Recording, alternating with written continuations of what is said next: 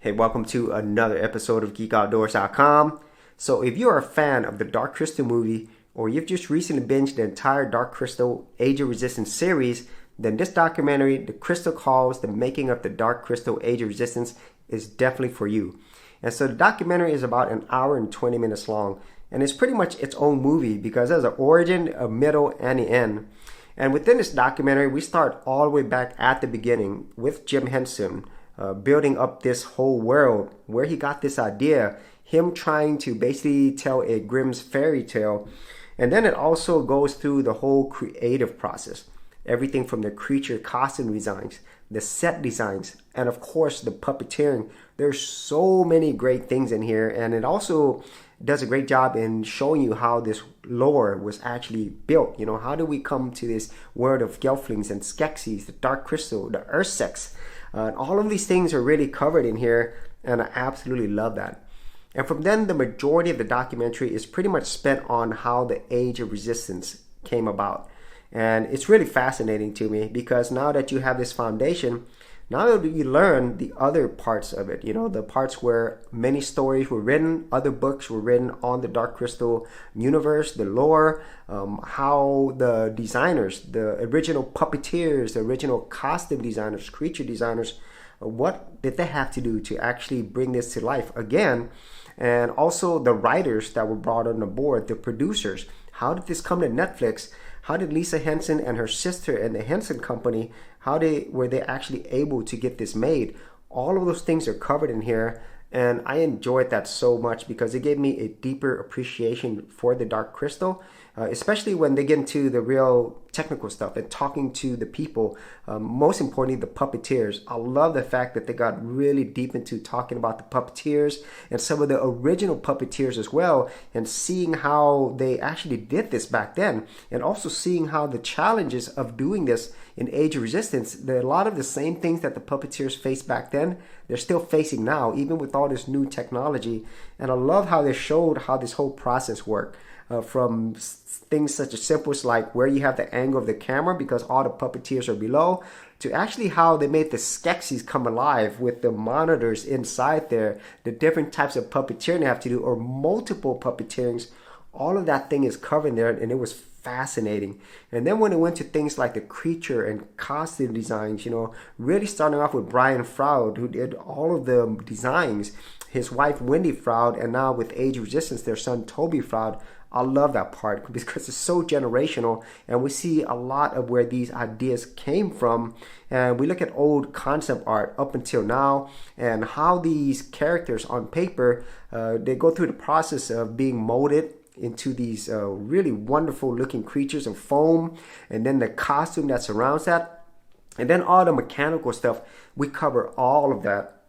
And then things such as like set design, weapon design, and even like getting more into the lore of how these other books in the series, how the languages are developed for these Gelflings and everything else. There's just so much here, let's just say that.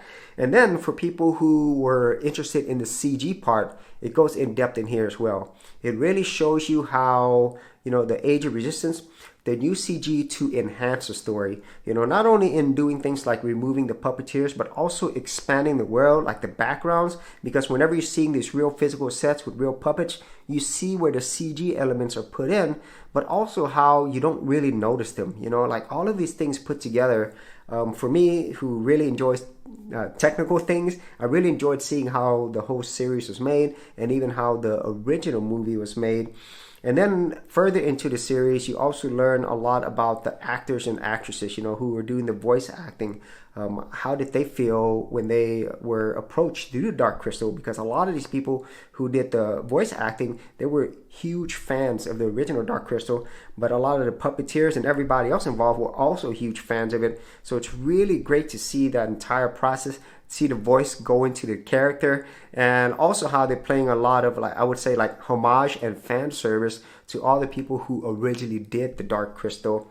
And then we also learned a lot about the directorial process with Louis Leterrier, and you know, his process of creating each one of these series. Basically, he was there for every single one of these 10 episodes, shooting a lot of these shots with the body camera suit put on. He was actually holding the camera.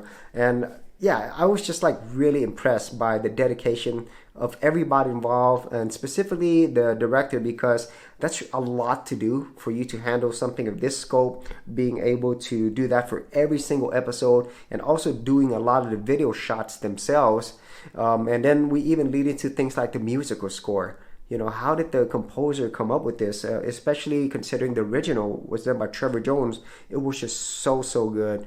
And there are many other things in this documentary, but I think I covered the main points, you know. So basically, if you were really interested in how this was made, the story, the design, the technical details, the acting, everything that surrounds it, you would get so much out of this documentary. And I would say it's an extension of the whole movie and the series itself. And so if you enjoyed any of those, I do recommend that you watch the documentary.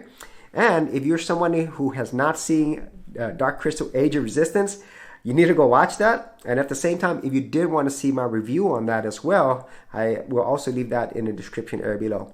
So as always, if you did get value out of these videos, be sure to share, like, and subscribe. Hey geeks, if you are a creative geek like me and you wanted to learn how to create content on YouTube and other places on the internet, then check out my Gold Content Creators Group, where you'll get access to 30 videos plus additional content for all the creative geeks out there. And the best part of it is, all of this is free.